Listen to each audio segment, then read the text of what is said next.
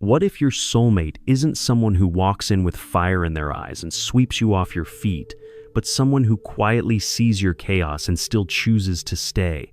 What if the real sign of a soulmate isn't how loudly your hearts collide, but how gently your silences match? This might not be the kind of love you've been chasing. It's not the fantasy you were sold in childhood stories, the kind where fireworks explode and everything falls perfectly into place. It's subtler, it's deeper, it's quieter, and that's exactly why most people miss it. But deep down, you've probably felt it, haven't you? That soft pull towards someone who feels like home in a world that never stops spinning. That eerie sense that somehow you've known them long before your eyes ever met. It's not loud, it doesn't announce itself. It slips in between your pain and your hope and says, "I'm not leaving." This video will take you into the emotional undercurrent of that knowing, into what Carl Jung once hinted at when he said, "The meeting of two personalities is like the contact of two chemical substances. If there is any reaction, both are transformed." But what does that transformation feel like? How can you recognize it when it doesn't look like the love movies portray, when it's more like remembering than discovering? If you've ever questioned whether you've already met your soulmate and just didn't recognize them, or if you've feared you'd never find them at all, stay with me. You're not crazy for wondering. You're not alone for hoping. You're just human. And this moment right now might just be the sign you were waiting for. If this resonates even a little, I invite you to breathe with me, to listen as if it's just the two of us, because the story we're about to unravel isn't really about them, it's about you, the one who's been through too much to believe easily, but still listens, still hopes. And maybe, just maybe, this video will help you recognize what your soul has known all along. If it speaks to something inside you, let it linger. And if it lands in your heart like it was meant just for you, subscribe, share it with someone who needs it, and stay close. Because we're just getting started. You didn't miss them. That's the first thing you need to hear. You didn't mess it up. You didn't let them go. You didn't fail the test the universe quietly placed in your path. Because soulmates, they don't come to be captured. They come to be remembered. And sometimes they don't arrive with clarity. Sometimes they arrive wrapped in uncertainty, timing that doesn't line up, or in a body you weren't expecting. They show up not to save you, but to mirror what still needs to be healed inside you. And that's why it feels so confusing. The first sign that you've met someone who moves your soul, you feel both drawn and afraid, like your heart is running toward them while your past is pulling you back. You want to trust, but the voice of every betrayal whispers, "Be careful." And yet, you still stay. You still listen.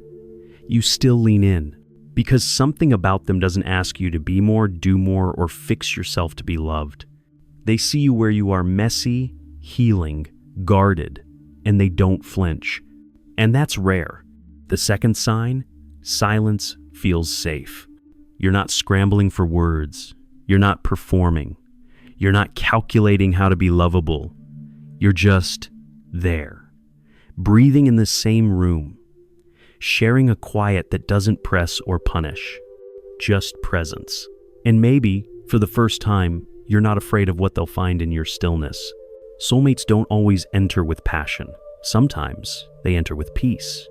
You might even resist it at first because chaos is what you knew, because you were taught that love had to be earned, fought for, proven. So when someone comes in and simply chooses you without needing you to chase, it might feel suspicious, like it's too easy, like something must be wrong. But real love isn't about ease, it's about truth. And truth can feel foreign when you've been lied to by your own longing for so long. The third sign is subtle, but powerful. You grow in their presence. Not because they change you, but because being with them makes it safe to be who you already are. The way they look at you reminds you of the parts of yourself you tried to bury. The way they listen invites your truth out of hiding. The way they hold space makes your wounds feel less ashamed. It's not dramatic, it's not performative, it's not something you can always explain, but you feel it. in the way your breath slows down around them, in the way your guard falls. Not because they ask, but because it just feels right.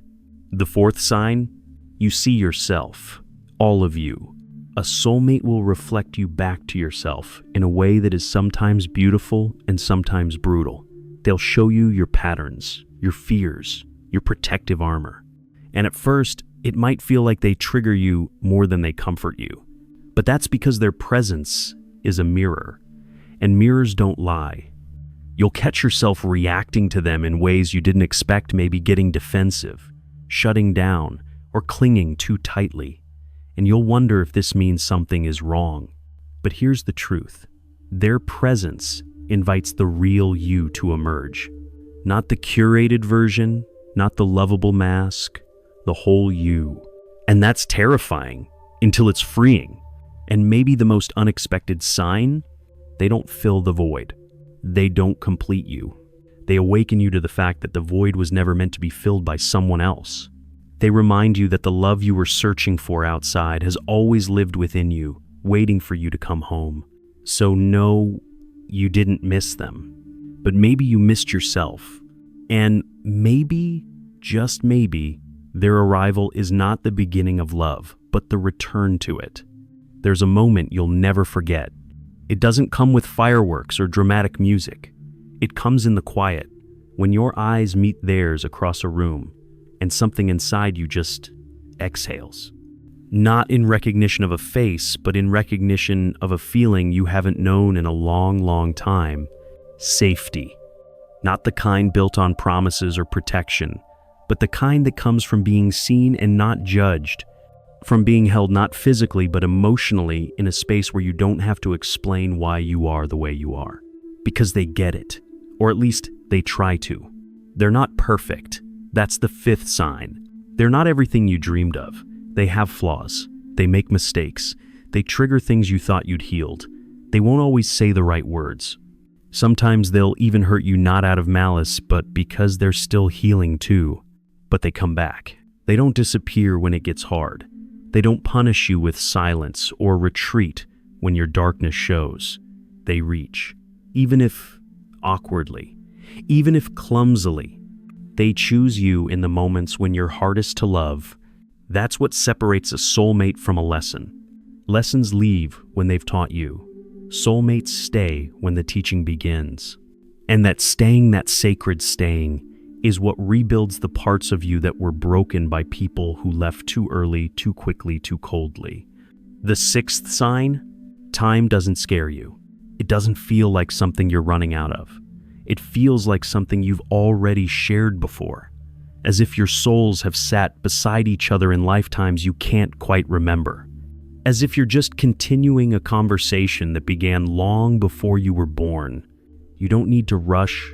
You don't need to define everything too quickly. There's no panic, just presence, just the strange and quiet certainty that you are exactly where you're meant to be. But even then, doubt will creep in. Because that's what pain does, it echoes. And yours may whisper, "Don't trust this. It's too calm. Something must go wrong." You may try to sabotage it, pull away before they can leave, test them, withhold, retreat into the familiar arms of loneliness, because at least loneliness doesn't make promises it can't keep. But if they are your soulmate, they'll notice. Not every detail, not every wound, but they'll notice when your energy shifts, when your light dims, when your heart starts to hide. And they won't force you to come out, they'll just wait, patiently, lovingly, like someone who understands that your silence isn't rejection, it's protection. And when you finally peek out from behind your walls, unsure if they're still there, they will be. Because real love doesn't knock down your defenses. It waits until you're ready to open the door. And slowly that kind of presence begins to rewire everything you believed about love. You stop chasing, you start receiving, you stop performing, you start revealing. You stop abandoning yourself just to be chosen. Because suddenly, you are choosing you with them, not for them. That's the seventh sign. When you realize you're not losing yourself in them, you're finding yourself beside them. You're growing not because they told you to, but because their love made it safe to expand. You're healing not because they demanded it, but because their patience gave you permission. And you're staying not because you're afraid to be alone, but because your soul is finally at peace. Not bored, not stuck, just peaceful. And in a world that constantly confuses love with adrenaline, peace can feel unfamiliar. But it's real, and it's yours. There comes a moment, often when you least expect it maybe, while watching them do something ordinary, like making tea or tying their shoes when your chest tightens, not from fear, but from the soft ache of knowing. This is what it feels like to be safe. Not excited, not overwhelmed, safe. You didn't know love could feel like this. Because for so long, you associated love with longing, with trying, with proving, with pain, with holding your breath, hoping someone wouldn't change their mind.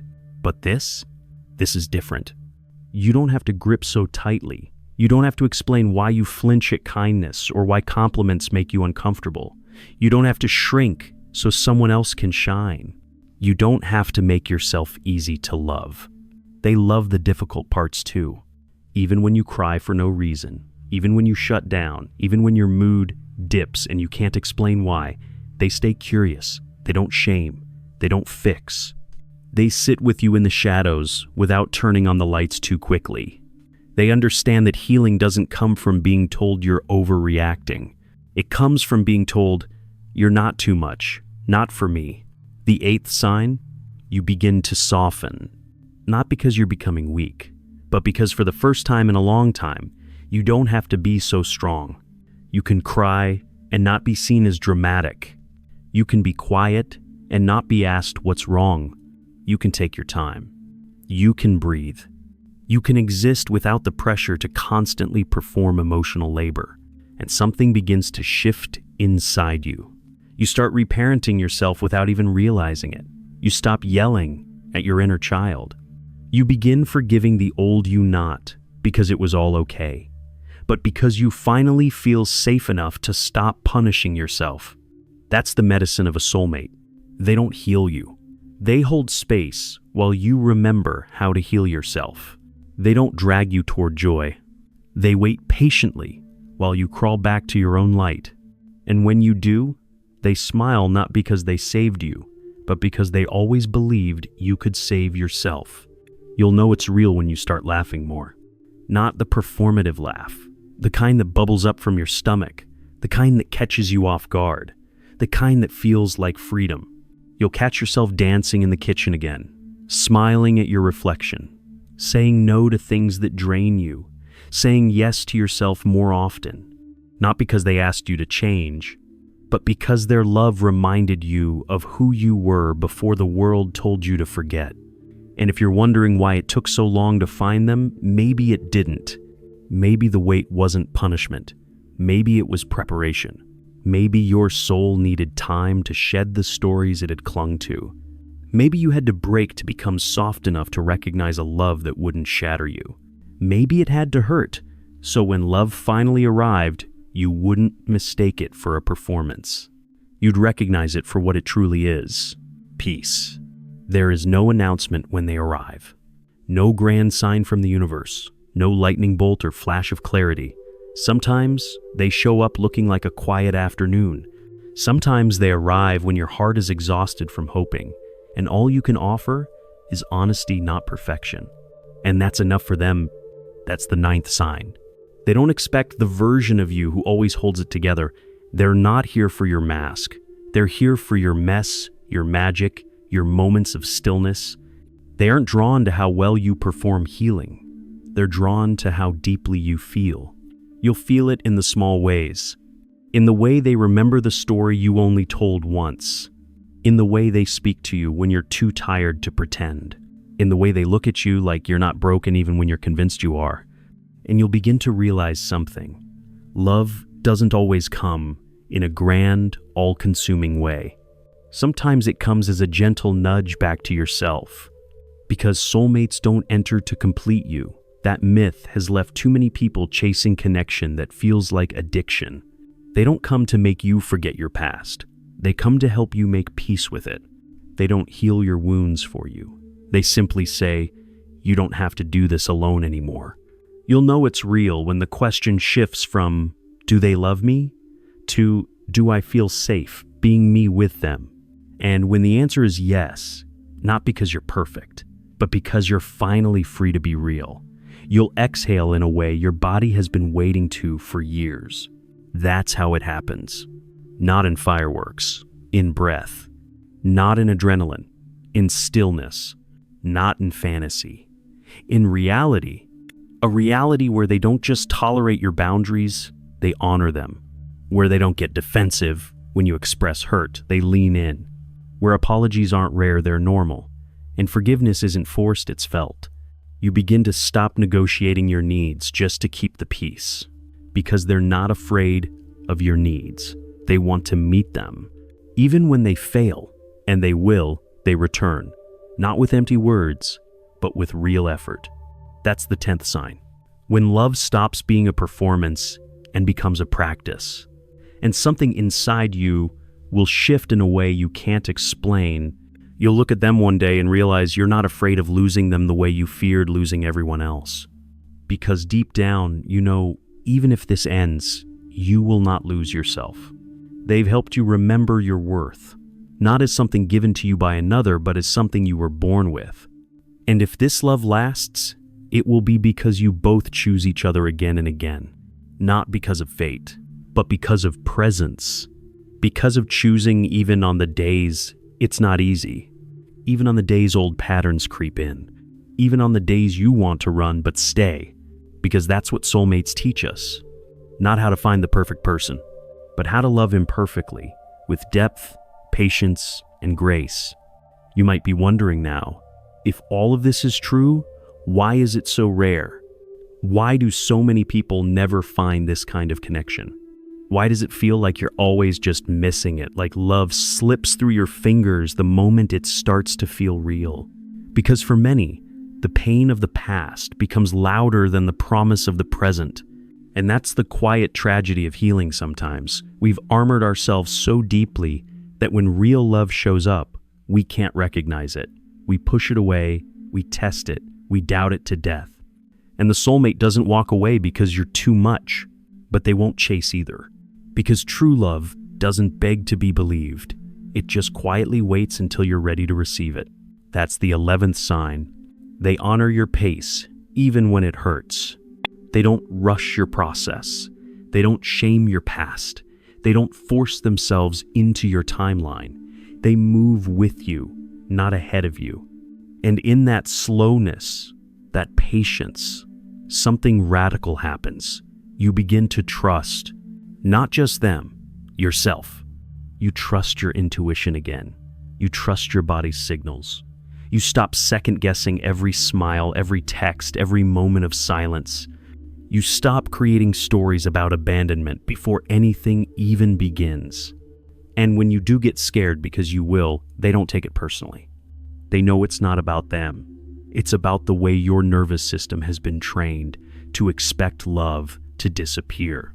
So they stay calm, they stay present, they stay. That's the 12th sign. When they make space for your fear without feeding it, you don't have to pretend you're not afraid of being hurt again. You don't have to hide the trembling hands, the quiet panic, the fear that whispers, "This is too good to be true." You can say it out loud. And they'll say, "I'm not here to prove anything. I'm just here." And that's when you'll feel it in your bones, this is real. Not because it's perfect, but because it's consistent. Not because they say the right thing, but because they stay when things feel wrong.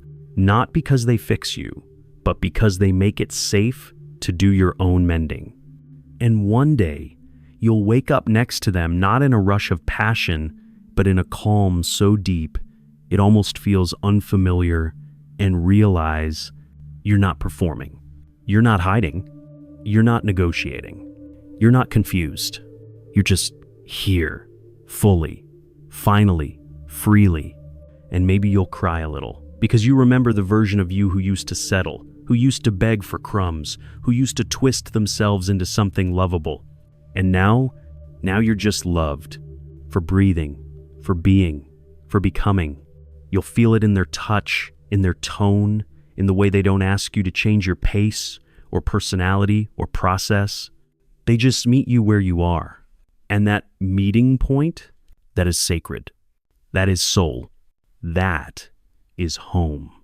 You won't need to ask if they love you. You'll feel it. Not just in the way they hold your hand in public, but in the way they hold your silence when you have no words. Not just in the gifts or the plans or the promises, but in the way they look at you like you are already enough. Love, when it's real, is quiet, steady, undeniable. And the pain you've carried, it won't vanish, but it will begin to soften. The sharp edges of your past will dull against their gentleness. You'll stop flinching at kindness. You'll stop mistaking chaos for chemistry. Because here's the truth no one told you. The love that transforms you doesn't always arrive like a storm. Sometimes it arrives like a calm tide that never leaves. You'll notice this when something difficult happens. A bad day, a trigger, an old wound resurfacing. And instead of distancing themselves, they lean in not to fix, not to rescue, but to remind you, I'm here. You're not alone. That's the 13th sign. They stay present through your discomfort. They don't make it about them. They don't shrink in the face of your pain. They know love isn't about always being okay. It's about being honest when you're not. And you'll start doing the same for them. You'll start listening deeper, loving slower, being softer. Because the love you receive begins to teach you how to love back, not from fear, but from freedom. You'll stop clinging. You'll stop waiting for the other shoe to drop. You'll stop rehearsing endings before beginnings even have a chance. And the love will evolve, not into something flashy, but into something rooted, something you can build with, something you can rest in. Because now, love is not the thing that drains you, it's the place you return to. That's the 14th sign. When love becomes your grounding, not your escape, and the way you move through the world begins to shift. You stop choosing what feels familiar and start choosing what feels true. You stop explaining your value and start embodying it. You stop trying to earn love and start allowing it. It's not always easy. There will be days when your old patterns resurface, when you want to run, when you want to retreat back into solitude because it feels safer than being fully seen. But now, you'll pause. You'll breathe. You'll reach for them not from desperation, but from knowing, I don't have to do this alone. That is the most healing thing of all. To no longer carry everything by yourself. To be allowed to fall apart without being abandoned. To grow, not in isolation, but beside someone who sees your evolution not as a threat, but as a gift. And maybe, just maybe, you'll look back at all the pain that led you here and realize it wasn't punishment, it was preparation. Because you had to learn what love wasn't to fully recognize what love is. And now that it's here, it feels like the quietest miracle. A home you thought you'd never find. Built, not by fate, but by choosing each other again and again and again. There's a breath you didn't know you were holding. It's the breath of 1,000 moments you kept yourself small, just to keep someone else close. The breath of walking on eggshells, of smiling when your heart was breaking, of pretending to be fine because you thought falling apart meant being left behind. And one day, in their presence, you finally exhale. Not a shallow sigh, not a tired breath, a full, honest, body-shaking release. Because you're not afraid anymore. Not of being left, not of being seen, not of being you. That is the 15th and final sign. When your nervous system feels at home in someone else's arms. Not because they've never hurt you, but because even when they do, they repair. Even when you argue, the connection remains stronger than the conflict. Even when you pull away, they reach without guilt, without force, without fear. And it's in those moments, the quiet, ordinary ones, where love feels most divine. Not the candlelit dates, or the big declarations, or the perfect words. But in the morning coffee placed beside your bed. in the way they remember how you like your toast, in the way they sense your silence and hold it without trying to fix it, in the space between your words where their presence says, "I've got you." That's the kind of love that doesn't just stir your soul. It soothes it. It doesn't overwhelm your senses. It anchors them.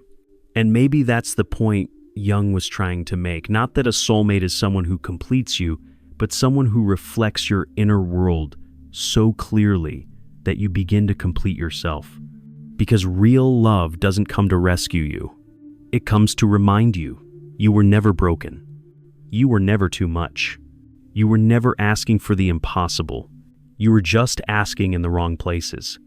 And now that you've met them, or maybe now that you understand what to look for, everything feels a little clearer. You know what love should feel like.